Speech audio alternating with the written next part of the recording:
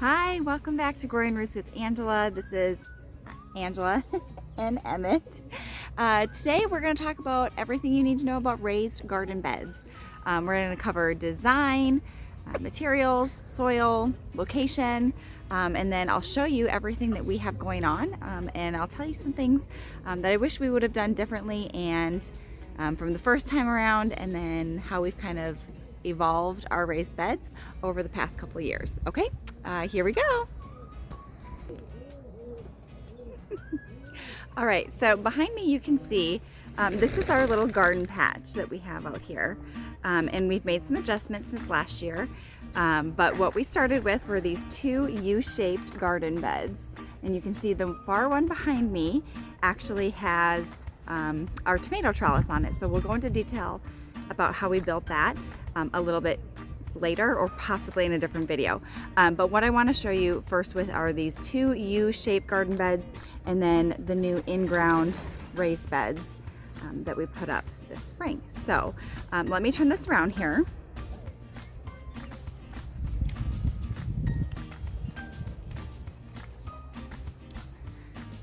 All right, so we're just coming off vacation and 3 weeks of really hot weather.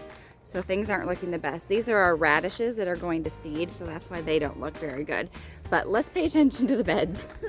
Okay, so we made these two U-shaped beds last year because I was pregnant and I didn't want to be bending over a ton to do some gardening. I also wanted the aesthetic for our garden space. We're gonna grow out this direction, and so this is kind of the end of the garden. All right, so I'm gonna take a seat here. This U-shaped garden bed, we decided to make this out of 1x10 cedar boards, and we got them from the local Amish community. So they were very affordable, but they're rough. They're like rough cut. So we sanded the top edge so that we wouldn't get too many splinters, but the outside edge is still really rough. So we wanted to save money, but we also wanted something that would last. Okay, so I want to show you the structure behind this. We put in a lot of extra support because we learned from our first raised beds that they will bow out at the seams or in the center of your boards.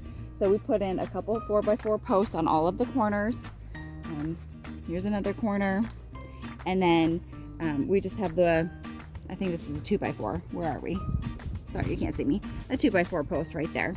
And the reason that we did that was to keep everything from bowing, and then so that we had extra support to attach the liner to. Let me show you the liner. Yes, right there. So we put that liner in with hopes of keeping out some of the groundhogs below, water retention, keeping the water off of the boards. Even though these are cedar, so they shouldn't rot, but that's what we decided to do. So this is a high raised garden bed, right? About 2.5 foot. And the reason that we did this was for my pregnancy. I didn't want to be bending over a ton last summer. But that meant that we needed to put a lot of soil in. And of course we wanted to be the most efficient with our finances as we could. So I did a brand or a type of soil filling called Culture. I don't have a video on it yet because I'm probably not going to make another type of bed at this height. It's not necessary for us. What we basically did is we took all of the limbs and any kind of yard debris, organic matter that we could, and we filled them about 2/3 of the way high last year. And we even had some logs that we had put in, a couple of them. And the idea is that over time they will naturally decompose and they'll add additional nutrients to your soil. And so then what we did is we got some soil, just some actually dirt from a neighbor, came in, filled it in with wheelbarrows, and then I amended the soil. I bought I don't know, maybe 50 pounds of worm compost. I amended the soil with that and some cocoa coir or peat moss. I think I ended up with a little bit of both. And I mixed that in because we have really heavy clay soil. So anyways, I just amended our soil that we had in here. And then we topped it off last year. We had some extra wood chips, like wood mulch, and we used that for our mulch last year, and actually all of the winter it degraded, and so we pretty much don't have any left. We'll do a separate video on mulching because I think that's really helpful. But I think what's most important when you're thinking about what type of raised bed you want to make, you want to think about accessibility, really just what works best for you and the area that you have, the type of soil that you have, how you need to amend it. I know there's a lot of ifs, but there's so many different ways you can do it, and it's not really a wrong way. With raised beds, you want to make sure that you can retain moisture, so you're not watering them all the time, but you also want to make sure that they drain well so that you don't have you know, rotting roots. All right, so the other type of bed that we put in this year, I think there's 6 of them. 3, 6, yeah. Anyways, we put 6 of these in. Technically they are raised beds because they're above ground. And we used old, I think they were like 1x8s or something, or 2x8s, off of Dan's trailer that he refinished. So we bought new wood for that, and then these we just cut in half, and they worked out perfectly. I think it took 3 boards to make every bed, so that's how we decided what size to make them. But the reason I did this was for 2 reasons actually. One was watering purposes. I felt like the raised beds took a lot more water from the hose, and if you're in ground somewhat, the deep roots are going to be able to soak up some of the natural water from the water table, and so you're chewing on that. So we wanted to do some in-ground ones. Also, I went with the simple linear shape for these beds because it was easier for us to mow and weed in between. But what we did was put a couple layers of cardboard underneath because we have some really heavy grass and weeds. And then I filled it up with soil, and like I said before, I just did some amending that I had or that I needed to because our soil is very heavy in clay. All right, so the last thing I want to talk about real fast are add-on features, okay, for your raised garden beds. Vertical gardening, I don't know, depending on your climate, it may or may not work good for you, but it works great for us here in Missouri.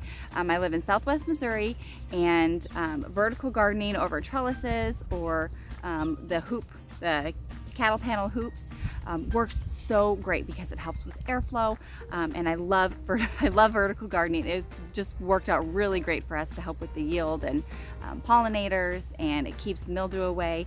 It's really fantastic. So some of the things that we've done is we've done a cattle panel hoop over linking the two U beds. Yeah, U-shaped beds. We did that last year. This year we moved the cattle panel down into the ground because I wanted to plant some other things here. And one of the great things about the cattle panel hoop is that it helps provide shade for other plants. It's very hot, very dry, or very hot, very humid, and some of the plants just need a little bit of shade in the afternoon. And so these vertical gardening options really help provide the shade, especially for like the peppers. Over to this side here, let's move it. You can see really nicely there. That is our tomato trellis.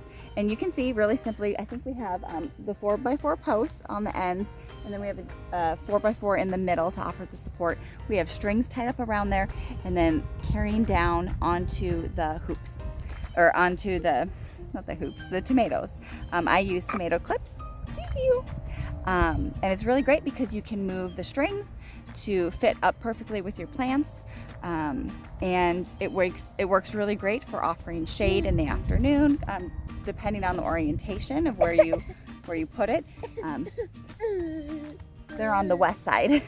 To help you with the orientation here, it's on the west side of our garden, so it helps with that afternoon shade, but yet the tomatoes still get a lot of the sun. So I think those are the only 2 vertical gardening pieces that we have right now, but they work out really great for us. All right, so I know this was a long video, but hopefully it helped you gain a little bit of insight into our raised garden beds. Really, what it comes down to is just finding out what your needs are and making the garden beds that work best for you. we're gonna move things around, you know, and depending on what plants you want to put in there too. Like we're gonna move our asparagus patch. But for last year, I wanted it in a place that was easily manageable and that it wouldn't get mowed over while the plants were maturing. So these are all things for you to think about as you're making your own raised garden beds. If you have questions, if I kind of skimmed over something and didn't give you a full answer, sorry about that. I haven't slept in like 6 months. So I'm a little scatterbrained still, but let me know in the comments if you have any questions. I'm here to help you. This is a fun, exciting journey. I love gardening and I love hearing about everyone else's gardening experiences. So drop any comments below, and I think we're going to go have a snack, maybe a nap, and we will see you in the next video. Okay, bye.